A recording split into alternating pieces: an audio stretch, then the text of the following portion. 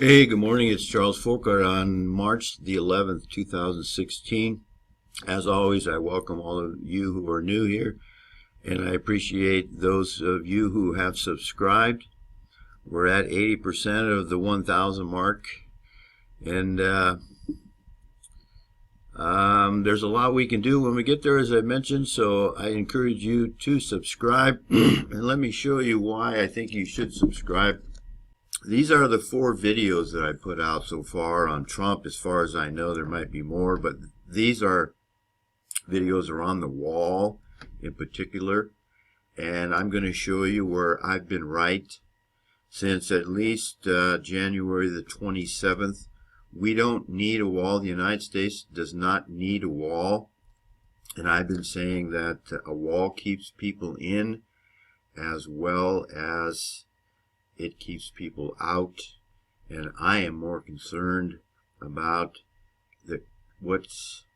I'm more concerned about the fact that the wall keeps people in than a wall keeping people out, because I don't think we need a wall, and I'm going to give you some evidence that supports my claim. Let's go have a look at that, shall we? I'm doing this on the fly, so before we go there and look at the evidence in support of my view that we don't need a wall, I want to bring your attention down here. See, I respectfully requested that Donald Trump and I make a deal regarding the wall, and if he would have taken me up on my advice, we could have already had some progress made there, but he's determined to build a wall, and there's other reasons he wants the wall other than keeping people out, and that's my belief, that's my thinking. And also, I'm not very famous. Nobody knows me, so I'm not going to get interviewed on any of these channels, and even though I'm right, I'm an unknown, and so my view doesn't count. But subscribers can see that the mainstream media doesn't necessarily have all the answers, and in most part they don't have the answers. They're fake news. But there's a little over 300 views here if you add them all up, so that's a nothing in the batch, you know. But I want to show you where I'm right and some of these other people are wrong. And that's the problem in this country. There's too many people listening to people that giving bad advice. And that's because we've gotten off of Scripture. If you watch my videos on Proverbs and the wisdom you can gain from the Creator himself, you're going to be more correct than the average person who does not believe in the wisdom of God. So, but people don't want the wisdom of God.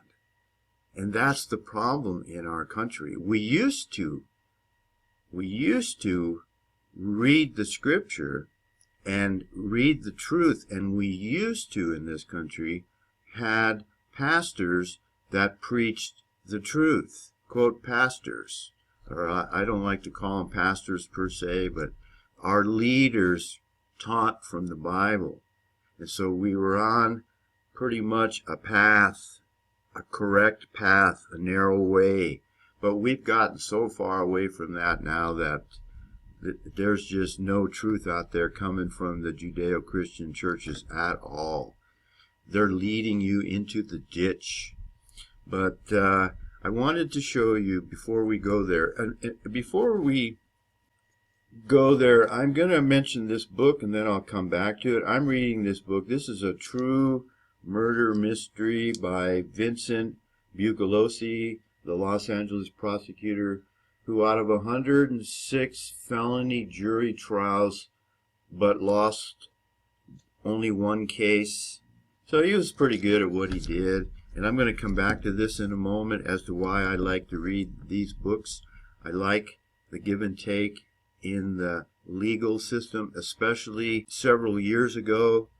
The legal system now is completely changed, but back then it was a lot more where we were under the rule of law, and we're going to get back to that in just a minute. So let's move on to where it's now being admitted that we don't need a wall. So here we are at Breitbart, and there's the link. You can come back if you want. I'm not going to read all this, but other than 1 or 2 paragraphs. And here's the title: Univision's Ramos, the Trump effect is scaring illegal immigrants away from entering the U.S. It could have been a quote right out of one of my videos. And let's just scroll down here. Today, Univision anchor Jorge Ramos said on CNN's Anderson Cooper 360, the Trump effect is causing a fear stronger than any wall. And that's pretty much exactly what I said would happen if the United States would only beef up its other options available to keep the illegals out and to deport the illegals. But you can watch those other videos that get caught up, get on the same page. And here's what he says. Cooper asked Jorge the massive drop in border apprehensions last month. The Customs Border Protection say down 40%. People trying to cross illegally. What do you make of that? Is it possible that the tough talk on illegal immigration by President Trump is working and that he deserves credit for the drop? And the answer from Ramos, let me just say that fear is stronger than any wall. What we are seeing right now is the Trump effect. I'm not going to pat myself on the back, but I am going to say I was right, and all of these other people that were saying we need a wall are wrong. And I had 3 or 4 followers. I don't have that many followers on Twitter, and they all dumped me because, you know, I was crazy and I didn't know what I was talking about, that we need a wall and we want a wall. So, well, guess what? You're going to get your wall, and this is what you're going to get with your wall. But before we go to that part, I want to show you one of these people that are, quote, leaders of the white nationalist movement who were 100% gung-ho for a wall. Here we are at Andrew Anglin's The Daily Stormer, and he prides himself on being one of the leaders in the white nationalist movement, a young guy. And I'm not going to get into his other error, but here he calls Ron Paul a kook. Captain Kook says Trump's wall is part of a conspiracy to lock people in America. Now, I'm not real fond of Ron Paul. He basically was in Congress for 40 years. Audit the Fed, nothing happens. He could have ran independently in 2008 as president, and he might have won, but he cucked out. So I'm not a real fan of Ron Paul, but Ron Paul, I believe in this case, is correct, and you can come back here if you want to read what Andrew Anglin says about Ron Paul, but let's go look at what's actually happening now. Ron Paul is saying that the Trump policies are going to accelerate our downward slide toward authoritarianism. And I agree with him 100%. And I said that in one of my videos there, I said that Donald Trump, in this regard, is going to be worse than Obama, and that Donald Trump is a wolf in sheep's clothing. No one listens.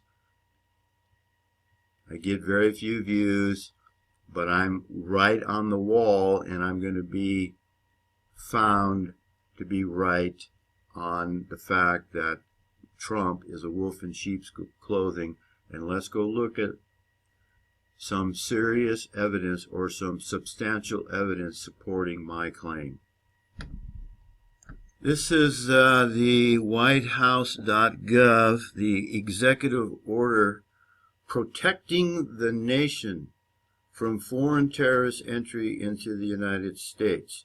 Now, I'm almost 100% sure that Donald Trump knows that 9/11 was not pulled off by 19 Arabs with box cutters.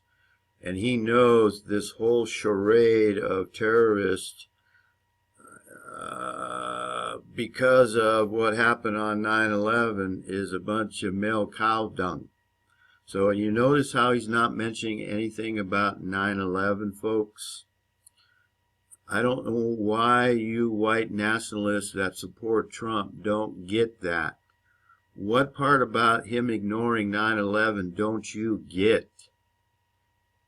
They always put a different label on it. They always tell you that they're trying to protect you.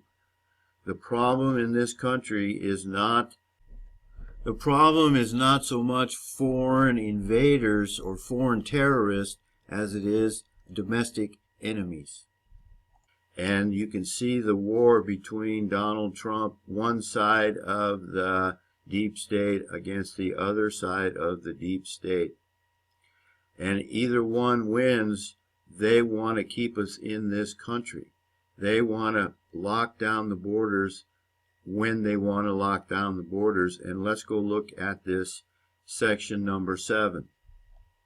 So here we are at section 7. Let's just read 2 paragraphs, folks. You know, if you want shorter videos and you got other baseball, football, soccer games, whatever to go watch, then you're on the wrong channel. But section 7, expedited completion of the biometric entry exit tracking system. It's already been in progress. It's already ongoing, this biometric entry exit tracking system. They're going to track us going out, and they're going to track us coming in. The Secretary of Homeland Security shall expedite the completion and implementation of the biometric entry exit tracking system for all travelers. All travelers, not just the terrorists, folks, to the United States as recommended by the National Commission on Terrorist Attacks upon the United States. The most prominent terror attack on the United States was committed by Israel. And anybody with their head screwed on correctly knows that 19 Arabs with box cutters had nothing to do with 9/11.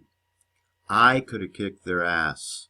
If I was on one of those hijacking planes, it would have never got hijacked, because I'm not afraid of a cardboard box cutter, folks. Okay? We're being scammed. The Secretary, number B, the Secretary of Homeland Security, say they don't care about Homeland Security, folks. The Homeland Security shall submit to the President periodic reports on the progress of the directive contained in subsection A, that's the one we just read, of this section. The initial report shall be submitted within 100 days of the date. And you can read this. They want a progress report. They want to make sure this is getting expedited. Okay? They want it done. And they're going to get it done. And once they get it done, folks, they're going to track you biometrically, and you're not going to be able to get a passport. I got 3 passports here, the proof that I've been in and out of many, many countries in my lifetime. And we don't need a wall to keep people out. This is to keep people in, folks. And I want to relate to you one thing that happened to me at the very end of my time when I was in Korea. What the United States will do, the other nations that are controlled by the United States will follow. And I am referring specifically to South Korea. One of the last times I left South Korea, and I had been there for 5 years, when I was leaving to get on the plane, I don't remember if it was after the passport check or before the passport check. They pulled me over. The Koreans pulled me over and made me go into another room, and they searched me. And I couldn't believe what was happening. Here I was in a foreign country as an American, and the Koreans were implementing TSA-style inspections on you. And I said, oh no, don't you people become like Americans. I don't know if they understood what I was saying. I don't know if they spoke English. I said, oh no, don't become like America. Don't become the police state. But folks, that was several years ago. That was 5 or 6 years ago. So if the United States gets biometric entry-exit tracking systems, you can guarantee, I guarantee you, these other nations that we occupy, and that's the best word that I can use to describe what we do. We occupy South Korea. We occupy Japan. We occupy these countries that we live in, that we have an embassy in and a consulate, and we're involved in. We basically control them through economic and money we give them. And you, folks, this is going to go worldwide, and we're going to be locked in. I mentioned in the other videos, the IRS now, $50,000 claimed that you owe the IRS, plus including penalties and interest. You're not getting a passport. Your passport's going to get revoked. And I'm telling you right now that they're going to drop that. It'll start at 50. Nobody complains. Nobody gives a shit because it doesn't involve baseball, basketball, football, the monkeys playing with on the court and throwing the ball around. Nobody cares. Nobody cares. And so it'll drop to 25,000. And then they're going to implement anybody that doesn't file a tax return. So they're going to draw the net in. They're going to get as many people as they can in their net. They're going to have their biometric information, and we're going to have a police state in this country within 5 years, if not less. And they're going to expedite it.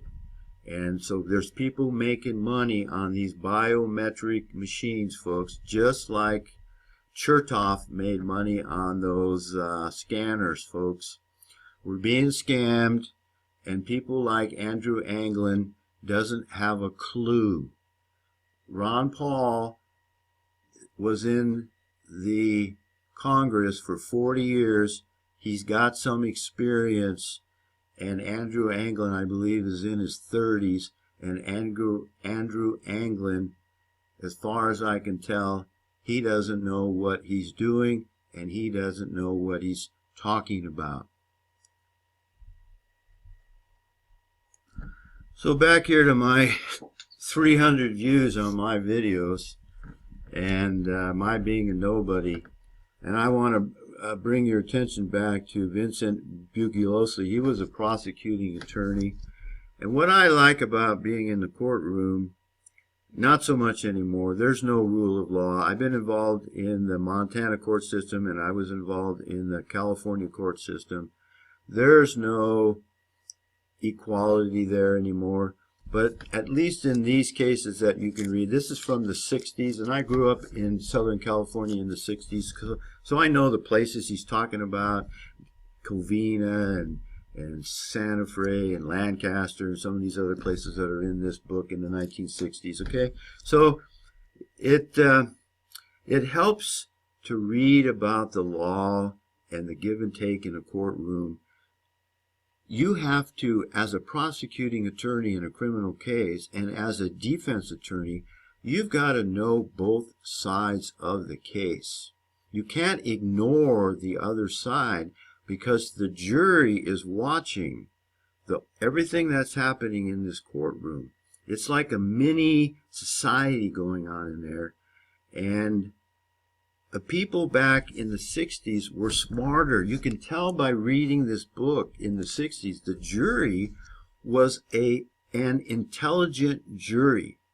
And I know from personal experience, from the jury trials that I have been in, and I've been involved in 2 jury trials in the courtroom involving myself. One as a case against me, and one where I actually conducted the case.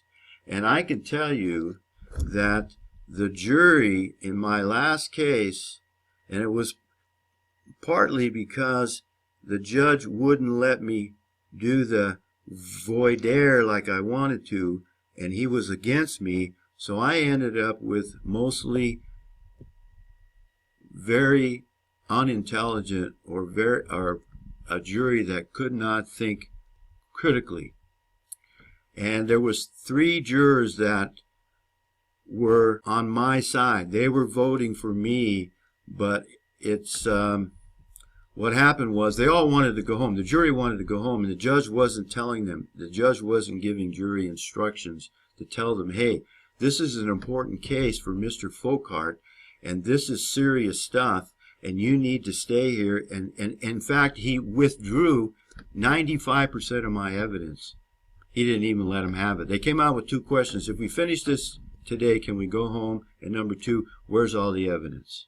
So what I'm telling you is the jury back in the 90s were pretty stupid.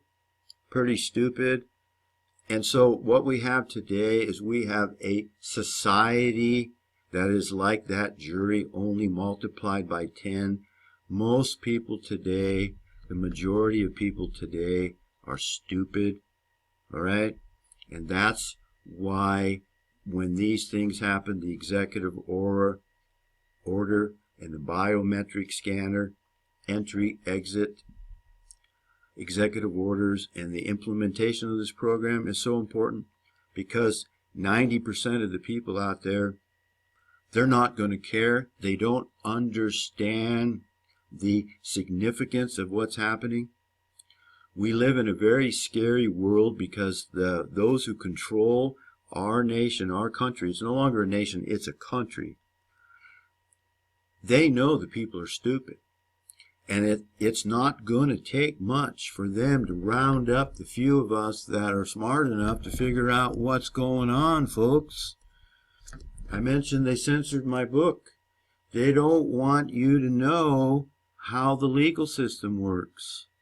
I have no idea who was behind the letter or the contact between Lulu and Amazon, but they're not answering my questions. They refuse to answer my questions. I got another report back from Amazon, completely ignored my questions, and I can't even upload a book. They don't want you to know what's going on, folks.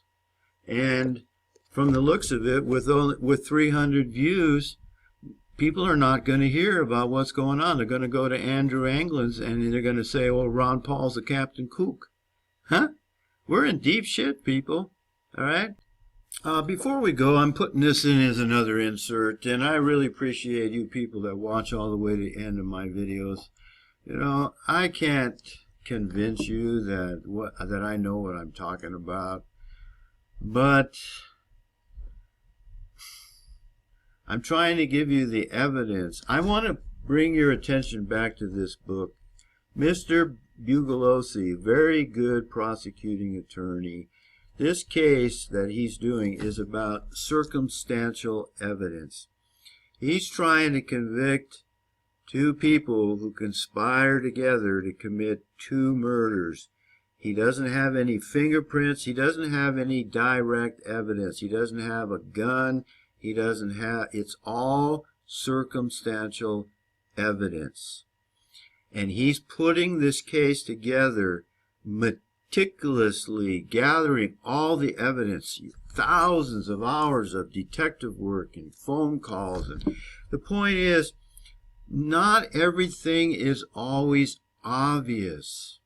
And most people don't take the time to put the whole crime scene, if you will, together to figure out what's going on. These leaders like Anglin and the rest of them, they only have parts, and they could never win their case in a court of law because they don't do a complete work. They don't do all the work necessary to see the total picture. And for instance, Anglin ignores Ron Paul's point. He doesn't analyze it and look at it and go, you know what? I might be wrong and Ron Paul might be right in this instance. I'm not going to call him a kook. He uses ad hominem against Ron Paul. That makes me suspect of Andrew Anglin, okay? Be careful who you listen to. And I have a video here of when was the last time you heard a politician or a Christian leader or anybody else say, I might be wrong, and it got 52 views. I want to draw your attention again to Vincent Bugliosi. I'm in the part of the book where 2 times he says, you know what? I made a mistake. I made a mistake. As good as he was, he recognized, and that's what made him so good, is he recognized when he made a mistake, when he was wrong. And he kept asking himself, you know what, maybe I'm wrong, maybe I'm taking the wrong approach. And right at the end of his case, he changed his stream, but it was very interesting how he did it. And it had to do with the wording. He uses the word alternate. He has 2 theories now, but he was working on one theory all the way through the case, but he realized, based on the evidence, that that was a wrong approach, and that he switched his approach. He changed his approach. He repented. He rethought his thinking, and he went with an alternative view, and it was just absolutely magnificent to watch this man's mind working. And we don't have that anymore today. You don't have men coming out like Andrew Anglin and saying, you know what, based on this new biometric information I have, I might be wrong and Ron Paul might be right. You don't have to like Ron Paul. You don't have to agree with the person. You don't have to like the person to admit that his idea, that his thinking is correct, and that you might be wrong. That's why I continually say, I might be wrong. And when I'm shown to be wrong, I'll change my paradigm. I'll change my thinking. I'll repent. I'll rethink my thinking. And we don't have that today. Too many leaders, and I'm going to mention another one, and that is Duke. He is wrong about the Israelites, and he refuses to change his mind.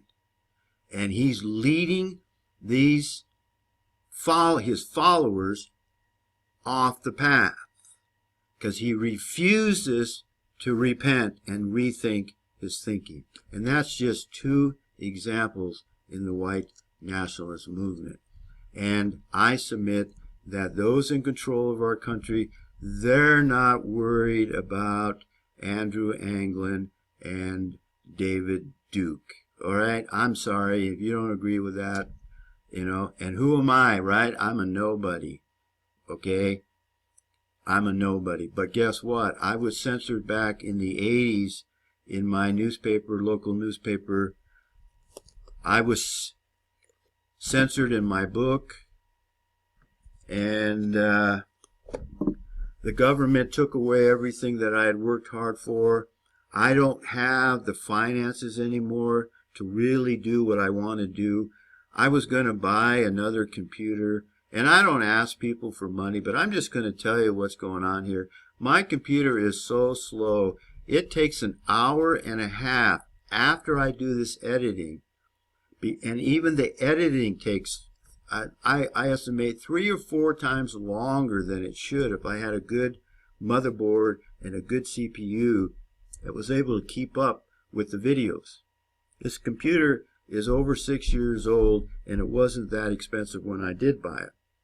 And I just had a setback.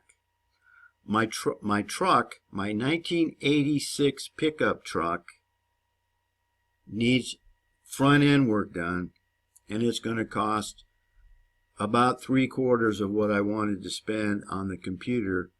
And I'm saving my money, and I'm doing this on my own. So I'm just telling you what the cost is to people like myself that are trying to bring you the truth. And if I'm suggesting that you do what you can, I'm doing what I can, and they're preventing me from doing what I can. They took my business away from me. They took my income away from me. They took my children. I wasn't able to see my children. Now they've censored my book.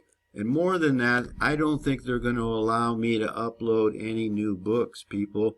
I'm dependent on outside sources. I started a business manufacturing stoves, rocket stoves, and I couldn't afford the shop, so I had to stop renting the shop because I needed the money. I'm living on Social Security. I'm living on less than the average Social Security check, and at my age, nobody will hire me. So I'm doing work like I used to do to be able to pay the bills.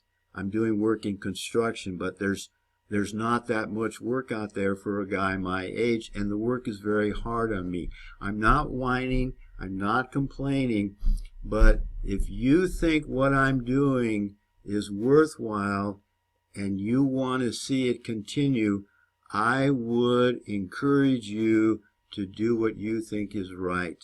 I don't have any options in here yet for you to support me.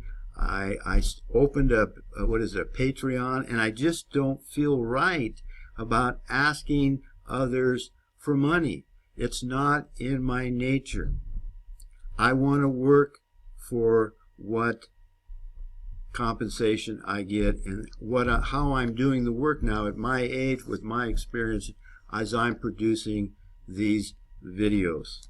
I wanted to write another book, but what's the point? Tex Mars got his last book about the Serpent of the Jews. I forget the title. His was censored. They're going to censor us, folks. You're going to have to support us.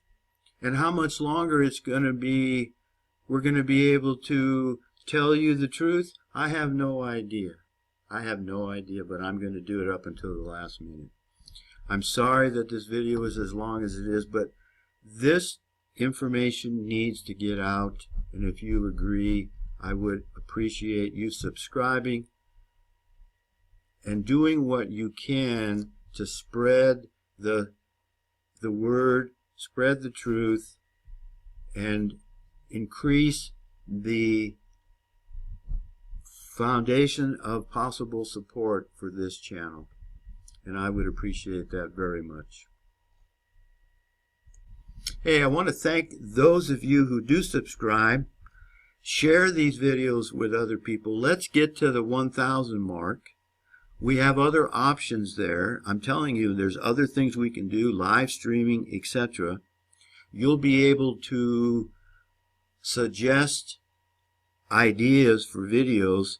We can use the mastermind concept, and let's do that before my channel gets censored and banned, folks. They're tightening the noose.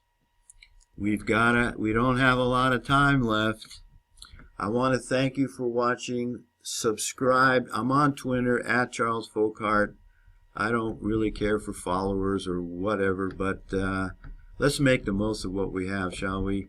And may the grace of God, our Father, creator of the heavens and the earth, be with us all, for we certainly need it. See ya.